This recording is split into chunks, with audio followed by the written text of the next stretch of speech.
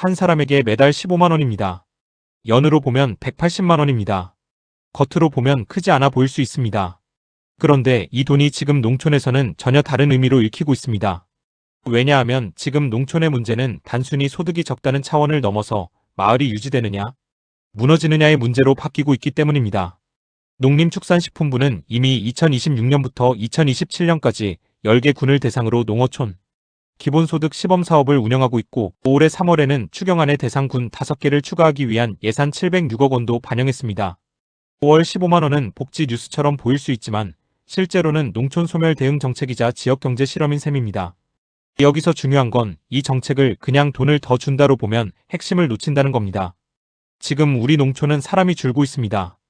통계청 2023년 농림어업조사를 보면 농가는 약 99만 9천 가구, 농가 인구는 약 208만 9천 명으로 전년보다 각각 2.3%, 3.5% 줄었습니다. 사람이 줄면 뭐가 먼저 무너지느냐? 논밭보다 먼저 생활이 무너집니다. 병원, 약국, 상점, 돌봄, 교통, 일자리, 소비가 같이 줄어듭니다. 그래서 농어촌 기본소득은 농가 소득만 보전하는 정책이 아니라 농촌에서 살아갈 이유를 붙잡아 두려는 정책으로 읽어야 합니다. 생각해보세요. 농업은 식량을 만드는 산업입니다. 그런데 동시에 아주 강한 노동집약 산업이기도 합니다. 노동집약 산업이란 사람 손이 많이 들어가야 돌아가는 산업이라는 뜻입니다. 특히 시설원에 과수, 밭작물, 축사는 하루를 비우면 바로 생산성에 영향을 받는 경우가 많습니다. 그런데 농촌에서 일할 사람은 줄고 남아있는 사람의 평균 연령은 계속 올라갑니다. 이 상황에서 월 15만 원은 단순 현금이 아니라 농촌 내부 소비를 유지하고 최소한의 생활 기반을 붙들어 두는 장치가 됩니다. 그래야 다음 단계, 즉 자동화와 스마트 농업도 작동할 수 있습니다. 기초가 없는 곳에 기술만 넣는다고 산업이 살아나지는 않기 때문입니다. 자, 여기서 첫 번째 현장 문제를 보겠습니다. 왜 농촌은 기본소득 이야기를 하면서 동시에 자동화 이야기를 같이 하게 됐을까요? 답은 간단합니다. 사람이 줄고 비용은 오르고 생산은 유지해야 하기 때문입니다. 통계청의 2024년 농가 경제조사 결과를 보면 농가 평균 소득은 약 5,060만 원으로 전년보다 0.5% 줄었습니다. 반면 평균 가계 지출은 약 3,932만 원으로 3.6% 늘었고 평균 부채도 약 4,502만 원으로 8.3% 증가했습니다. 한 줄로 요약하면 이겁니다. 버는 돈은 거의 제자리인데 쓰는 돈과 빚은 더 늘고 있습니다. 이 구조에서 농촌 주민에게 월 15만 원이 들어오면 개인에게는 생계 보조처럼 보이지만 지역에는 소비 유지 장치가 됩니다. 이 차이가 굉장히 큽니다. 두 번째 문제는 에너지입니다. 특히 비닐하우스나 유리온실 같은 시설원의 농가가 그렇습니다. 시설원에는 작물을 실내 시설에서 키우는 농업입니다. 날씨 영향을 줄이는 대신 난방과 환기, 관수, 제어 비용이 많이 듭니다. 정부도 올해 3월 보도자료에서 시설원 예농가의 난방용 유류 부담을 직접 언급했습니다.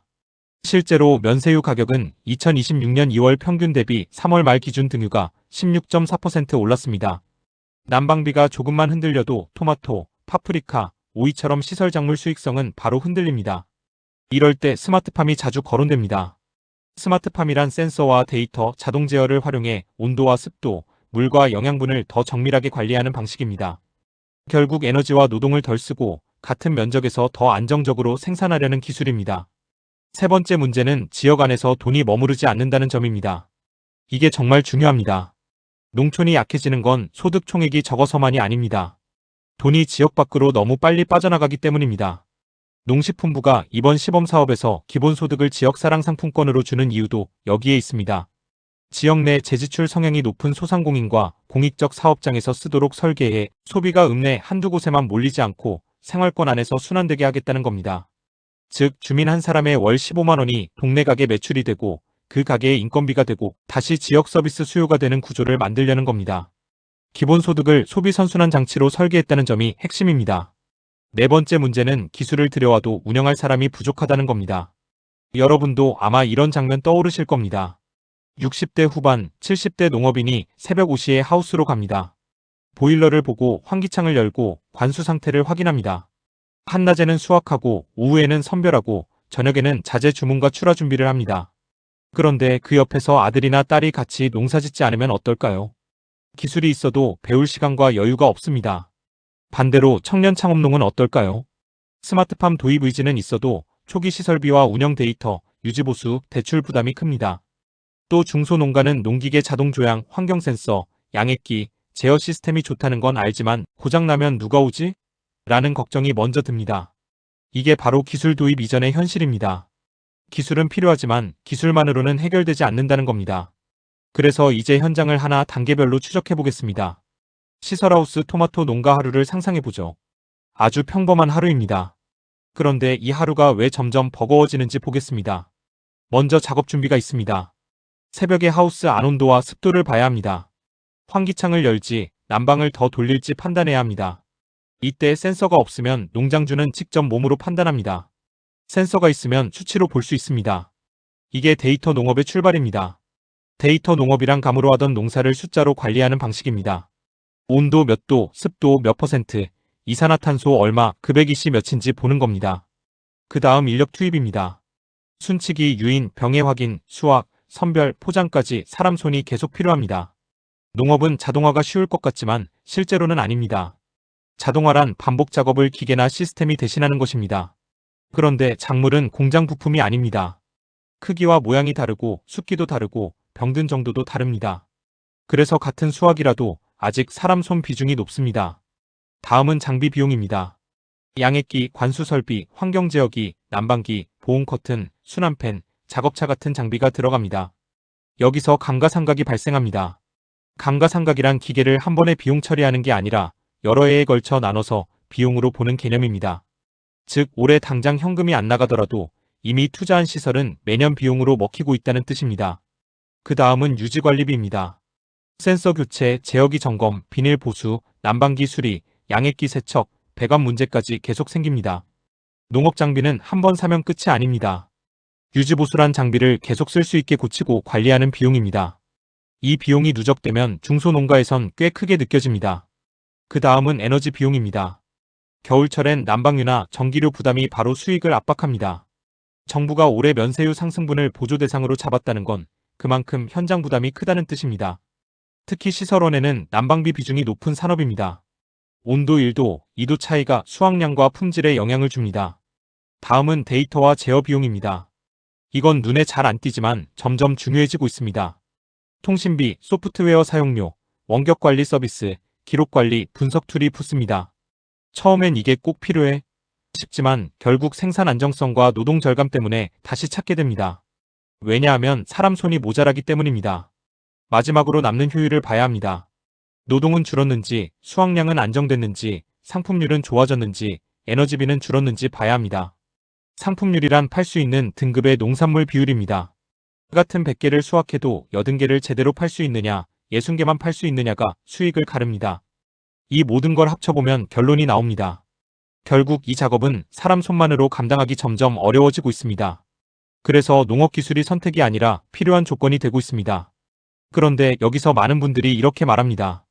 그럼 그냥 스마트팜 더 깔면 되는 거 아니야? 반대로 생각해보면 그렇게 단순하지 않습니다. 기술은 기반 위에서만 작동합니다. 사람이 완전히 떠난 마을에는 유지보수 기사도 오기 어렵고 장비를 같이 쓸 협업구조도 만들기 어렵고 지역 상권도 버티기 어렵습니다. 그래서 기본소득과 기술 투자는 경쟁 관계가 아니라 오히려 순서가 있는 관계에 가깝습니다. 생활이 유지돼야 사람이 남고 사람이 남아야 기술도 굴러갑니다. 이 점을 놓치면 정책이 따로 놀게 됩니다. 실제로 정부도 이번 시범 사업을 그냥 현금 지급으로 설계하지 않았습니다. 10개 군을 일반형 7개와 지역재원 창출형 3개로 나눴습니다.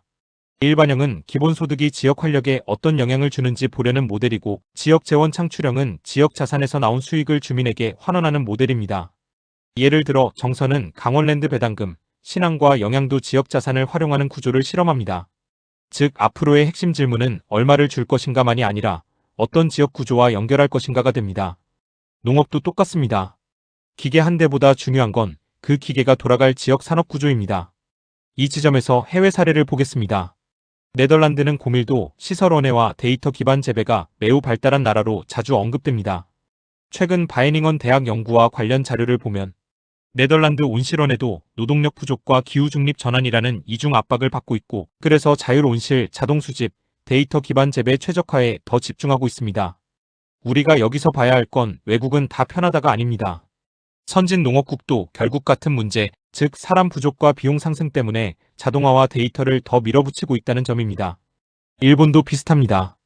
일본 농림수산성 자료를 보면 로봇 트랙터, 자동조향 이양기, 드론, 센서 기반 물관리 같은 스마트 농업 기술을 노동력 부족 대응 수단으로 계속 확산하고 있습니다. 스마트 농업은 멋진 미래 기술이 아니라 사람 부족 때문에 밀려온 현실 대응 기술이라는 겁니다. 이건 한국에도 그대로 적용됩니다. 농촌이 버티지 못하면 스마트 농업은 늦어지고 스마트 농업이 늦어지면 다시 농촌 경쟁력이 떨어지는 악순환이 생깁니다. 다른 산업과 비교하면 더 선명해집니다.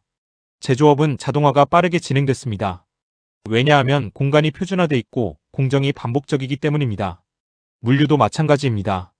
상자 크기, 동선, 창고 구조를 표준화할 수 있습니다. 그런데 농업은 다릅니다. 비가 오고 온도가 바뀌고 작물이 제각각이고 밭 위치도 다르고 수확 시점도 달라집니다. 정밀농업이 여기서 나옵니다.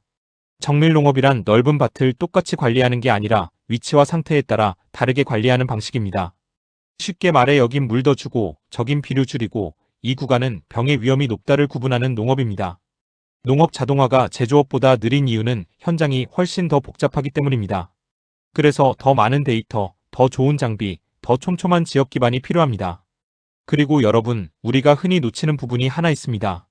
농업은 생산만의 문제가 아니라 공급망의 문제라는 겁니다. 공급망이란 생산부터 유통, 판매, 소비까지 이어지는 전체 연결 구조를 말합니다. 농촌 마을에 사람이 줄면 생산 인력만 줄어드는 게 아닙니다. 선별장, 운송, 소매, 수리, 돌봄, 외식, 생활 서비스까지 같이 약해집니다. 그래서 기본소득을 지역화폐로 지급하고 생활권 중심 소비를 유도하고 사회연대경제 조직과 연결하려는 겁니다. 이건 복지와 산업을 따로 보지 않겠다는 신호입니다. 농촌에서는 생활 기반이 곧 산업 기반이기 때문입니다. 이 흐름을 KIEMSTA 2026 같은 전시 산업과 연결해서 보면 더 흥미롭습니다. 앞으로 농업 전시회는 단순히 농기계만 보여주는 자리가 아니라 지역 소멸 대응 솔루션을 보여주는 자리가 될 가능성이 큽니다. 트랙터, 이양기, 방제기만 보는 시대를 넘어서 자동 조향, 환경 센서, 양액 제어, 농업용 로봇, 원격 모니터링, 에너지 절감 설비, 농촌형 서비스 모델까지 같이 보게 될 겁니다.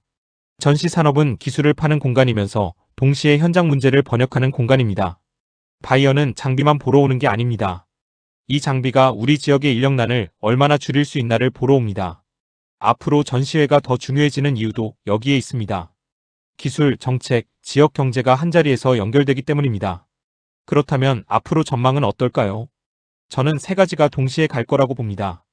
첫째, 농업 기술은 더 생활형이 될 겁니다. 거대한 미래 기술보다 바로 노동 한 명 줄이고 난방비 몇 % 줄여주는 기술이 더 빨리 확산될 가능성이 큽니다. 둘째, 자동화는 단독 장비보다 시스템 형태로 갈 겁니다. 센서 하나, 카메라 하나보다 데이터 수집과 제어, 서비스까지 연결된 패키지가 중요해집니다. 셋째, 데이터 농업은 선택형이 아니라 기본 인프라가 될 가능성이 큽니다. 농산물 가격 변동, 기후 불안정, 인력난이 겹칠수록 감으로만 농사짓기 어려워지기 때문입니다. 해결책도 분명합니다.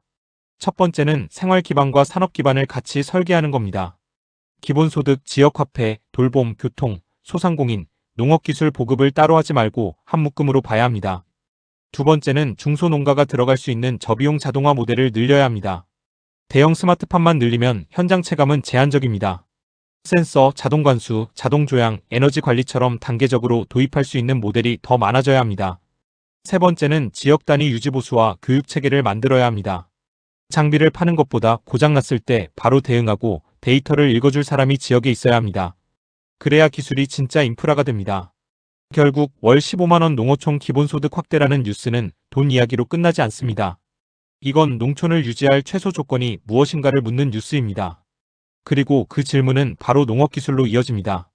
사람이 줄어드는 농촌에서 어떻게 생산을 지키고 생활을 지키고 지역을 지킬 것인가? 도대체 그 답이 무엇인가? 지금 한국 농업은 그 질문 앞에 서 있습니다. 기본소득은 바닥을 받치는 장치일 수 있습니다.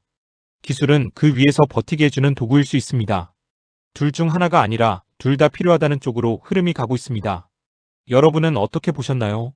농어촌 기본소득이 농촌 소멸을 막는 현실적인 출발점이라고 보시는지 아니면 자동화와 일자리 구조 개편이 더 먼저라고 보시는지 댓글로 남겨주세요.